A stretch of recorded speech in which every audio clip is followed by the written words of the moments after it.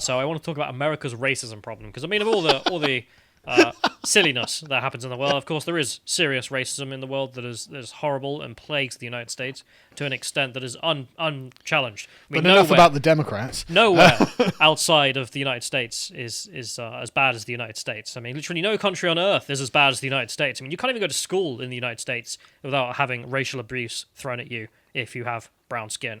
And this is evidenced by a protest that took place in the United States, so the Albion College, in which there was racist graffiti that was draped over some dorm walls. And this is horrible. So the college put out a $1,000 bounty on anyone with information of who was responsible for these racist actions, and they would be seeking criminal charges against those involved.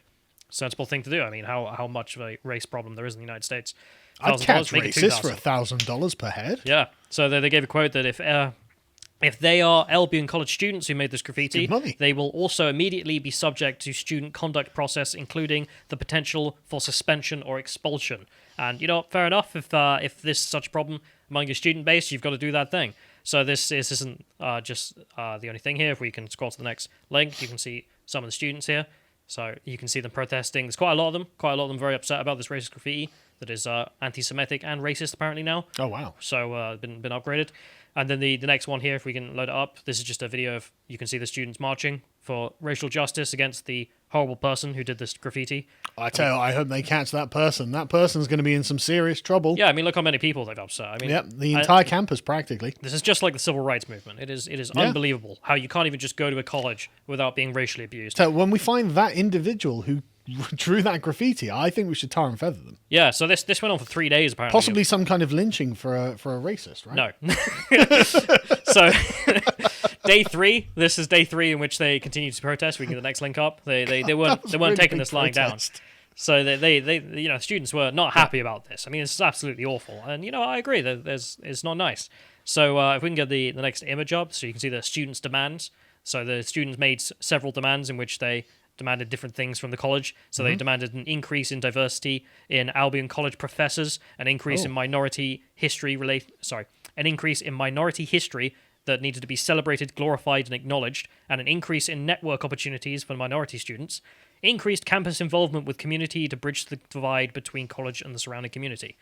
Don't know how any of these things are meant to help with racist graffiti. I mean, you need more brown-skinned professors. Do they think that some of the white professors did the graffiti? I presume they did. That's how bad racism is in the United States. I mean, even the professors getting into it. As you can see here, this is Albion College making a statement publicly saying, "We stand with the black students of Albion College."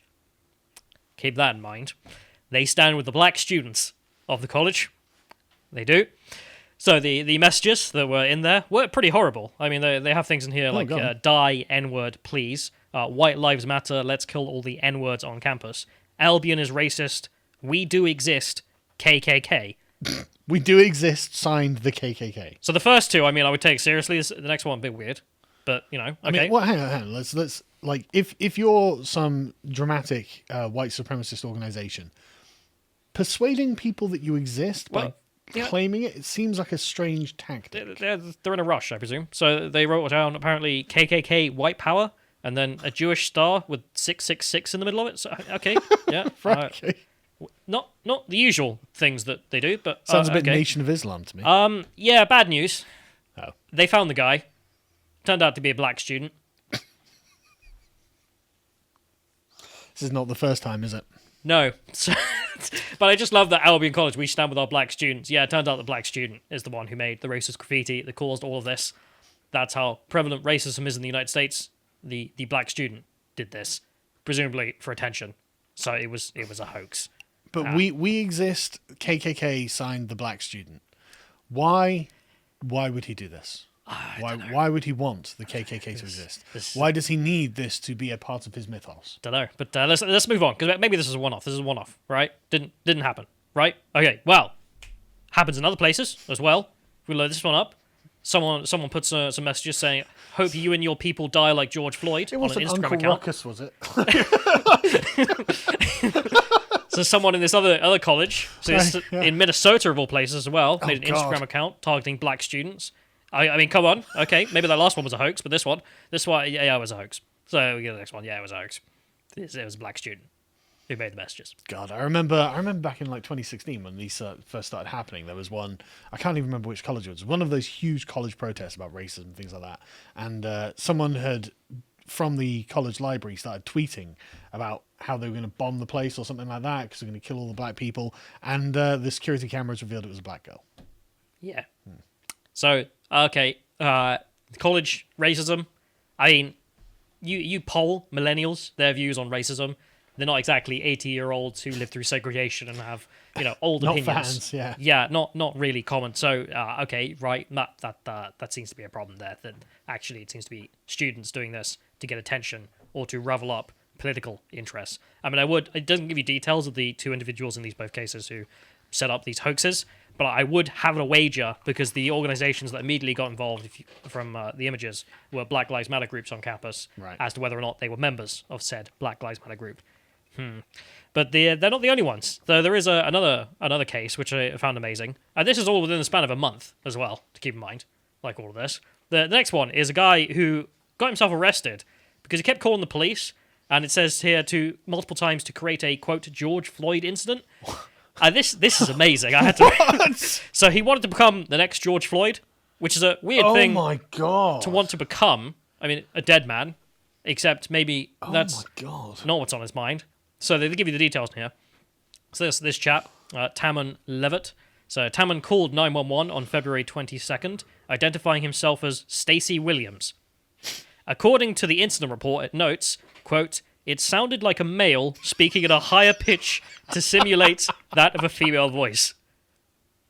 He called up. Christ. He called up the police. It was like, "Hello, I'm Stacey Williams. Come and catch me. There's a guy trying to kill me." And the police were like, "All right, that's a bit weird. Let's go check it out." So they turned up. They met Mr. Levitt, who here was describing himself when he was in the female voice as holding a handgun, and he was wearing a red bandana. And that they turned up, and no, he didn't have a gun. They searched him. They didn't even have a gun on him. So the cops were kind of weirded out about all this. So they just kind of left because they were like, why is this guy calling up in a female voice?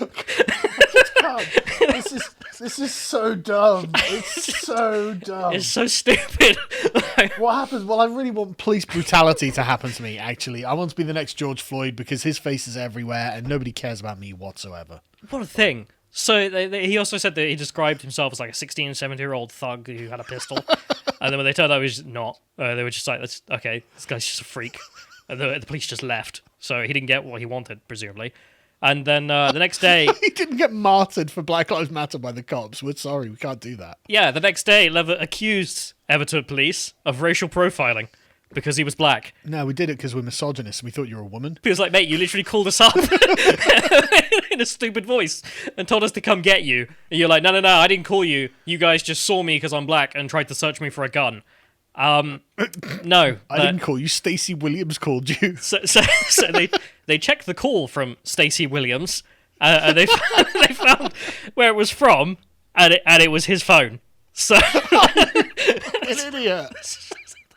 They checked his phone and he was the one who left the voicemail and they called him up and all the rest of it. Oh my God. This is what outed him. Turned out it wasn't the first time either. He'd been routinely doing this. So in December 2020, Levitt also reportedly pretended to be Eric Johnson and called himself into the cops.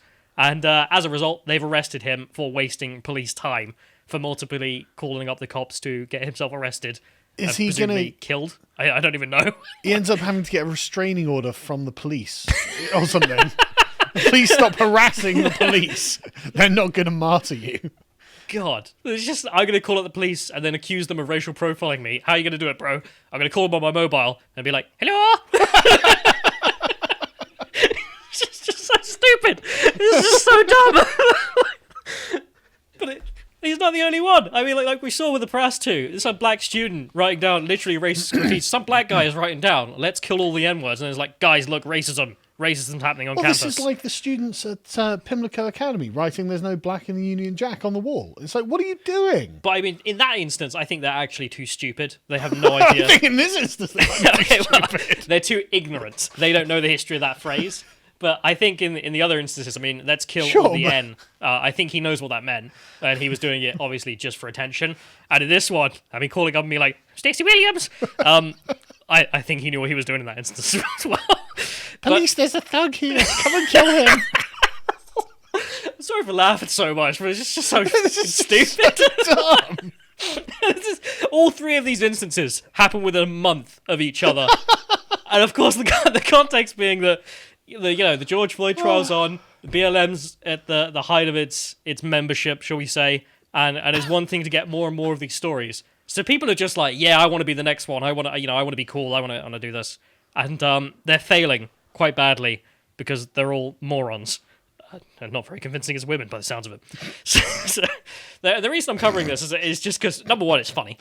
Dude, the only out this guy has got is literally to transition now. I mean, like, listen. My name is Stacey Williams, alright? How dare you? I was making the call, please don't send me to jail. Oh, man. That's the only way he can recover his dignity from this is to legit chop his penis off. You know, that's kind of the offer you get in Iran. So my understanding of it... Progressive Sharia demands. Oh god, this whole segment's just gonna be us laughing.